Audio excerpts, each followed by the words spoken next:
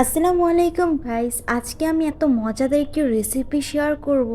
এই রেসিপিটির নাম হচ্ছে চিংড়ি মাছের বালাই চাও। তো ভিডিওটি অবশ্যই শেষ পর্যন্ত দেখবেন। এখানে আমি চিংড়ি শুটকি ভালো করে পানি দিয়ে ধুয়ে নিচ্ছি। আমি এখানে চিংড়ি শুটকিগুলোকে নর্মাল পানি দিয়ে ধুয়েছি, আবার গরম পানি দিয়েও ভালো করে ধুয়ে নিয়েছি। এরপর আমি এখানে প্যানের মধ্যে পরিমাণ মতন তেল দিয়ে দিলাম।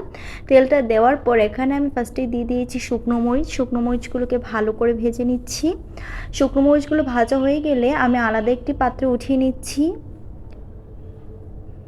এবার আমি ওই তেলের মধ্যে দিয়ে দিলাম পরিমাণ মতন পেঁয়াজ কুচি।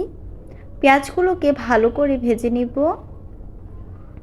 পেঁয়াজগুলো যখন একদমই ব্রাউন কালার হয়ে যাবে তখন পেঁয়াজগুলোকে উঠিয়ে নিব। এই রেসিপিটা কিন্তু খুবই ইজি, আপনারা কিন্তু একটু দেখলেই ট্রাই করলেই পেরে যাবেন, আর খুবই মজা। এরপর এখানে আমি দিয়ে দিলাম রসুন কুচি।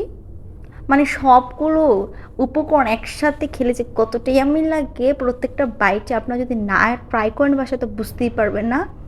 তো এবার আমি রসুনগুলোকেও উঠিয়ে নিলাম। রসুনগুলো ভাজা হয়ে গিয়েছে, পরে রসুনগুলো একদম ব্রাউন কালার পর্যন্ত কিন্তু ভেজে নিতে হবে। এইবার আমি এখানে দিয়ে দিলাম চিংড়ি শুটকিগুলোকে। এইগুলোকেও ভালো করে ভেজে নিচ্ছি। মানে সবগুলো উপকরণ খালি ভেজে নিতে হবে। দেখুন চিংড়ি শুটকিগুলোকে আমি ব্রাউন কালার পর্যন্ত ভেজে নিচ্ছি।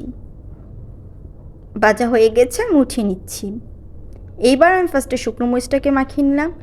এরপর আমি এখানে একটা লবণ দিয়ে দিয়েছি। তারপর সবগুলো উপকরণ ভালো করে মাখিয়ে নিচ্ছি। আর কত ইজি রেসিপিটা, তাই না? দেখলেই খেতে মন চাইছে, কি বলবো, এতটাই আমি লাগছে। এইবার আমি ভাতের সাথে নিয়ে নিয়েছি। গরম গরম ভাতের সাথে যে কতটাই আমি লাগে, আপনারা ট্রাই না করলে বুঝতেই পারবেন না।